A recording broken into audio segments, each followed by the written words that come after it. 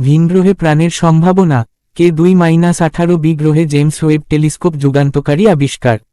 সৌরজগতের বাইরে প্রাণের অস্তিত্ব নিয়ে মানুষের কৌতূহল শতাব্দীর পর শতাব্দী ধরে অটুট রয়েছে। সম্প্রতি নাসার James Webb space telescope JWST একটি অভূতপূর্ব পর্যবেক্ষণের মাধ্যমে এই কৌতূহলকে আরও জোরালো করেছে। পৃথিবী থেকে প্রায় 124 আলোকবর্ষ দূরে অবস্থিত K2-18b নামের একটি ভিনগ্রহে এক্সোপ্ল্যানেট দুটি গ্যাসের উপস্থিতি শনাক্ত করা গেছে, যা প্রাণের অস্তিত্বের শক্তিশালী ইঙ্গিত বহন করছে। এই গ্যাস দুটি হল ডাইমিথাইল সালফাইড DMS এবং ডাইমিথাইল ডিসালফাইড DMDS।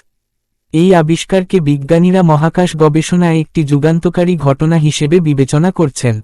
K2-18b গ্রহ একটি সম্ভাবনাম জগৎ K2-18b একটি সুপার আর্থ ধরনের ভিনগ্রহ, যার ভর পৃথিবীর তুলনায় প্রায় 8.6 গুণ বেশি এবং ব্যাস পৃথিবীর প্রায় 2.6 গুণ।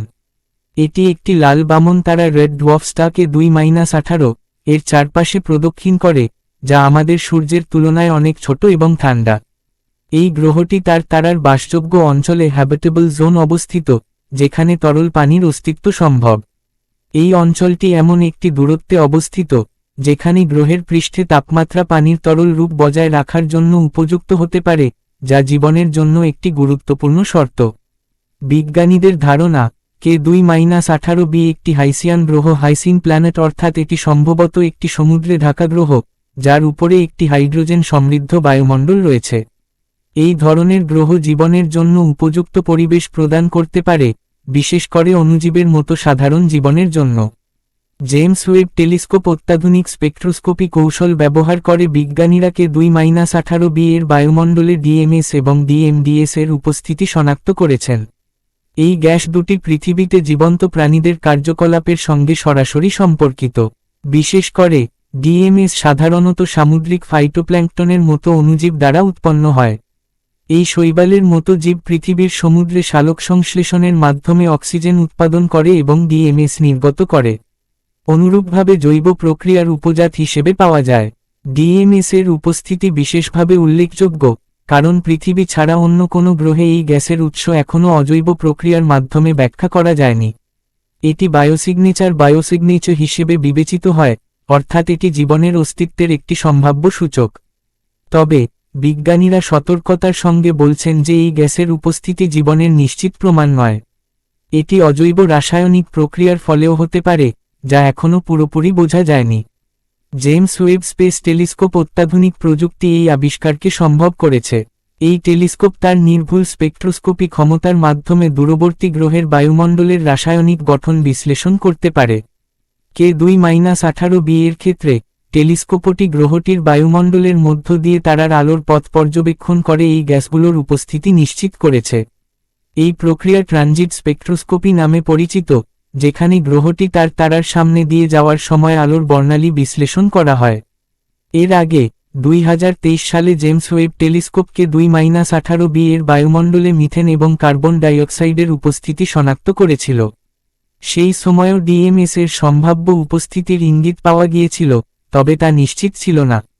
সাম্প্রতিক পর্যবেক্ষণে DMS এবং DMDS এর উপস্থিতি আরও স্পষ্টভাবে শনাক্ত করা সম্ভব হয়েছে, যা এই গ্রহে জীবনের সম্ভাবনাকে আরও জোরদার করেছে।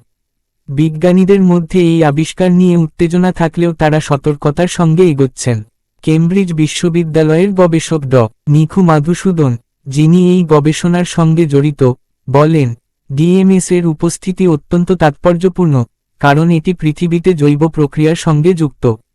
তবে আমাদের আরও তথ্য সংগ্রহ করতে হবে এবং অজৈব উৎসের সম্ভাবনা খতিয়ে দেখতে হবে। অন্যদিকে কিছু বিজ্ঞানী মনে করেন যে এই গ্যাসগুলো আগ্নেয়গিরির কার্যকলাপ বা অন্যান্য ভূ-রাসায়নিক প্রক্রিয়ার ফলেও উৎপন্ন হতে পারে। তাই জীবনের অস্তিত্ব নিশ্চিত করতে আরও বিস্তারিত পর্যবেক্ষণ এবং বিশ্লেষণ প্রয়োজন। K2-18b এর এই আবিষ্কার ভিনগ্রহে প্রাণের সন্ধানে একটি নতুন দিগন্ত উন্মোচন করেছে। বিজ্ঞানীরা এখন এই গ্রহের বায়ুমণ্ডলের আরও বিস্তারিত বিশ্লেষণের জন্য জেমস ওয়েব টেলিস্কোপ উপর নির্ভর করছেন।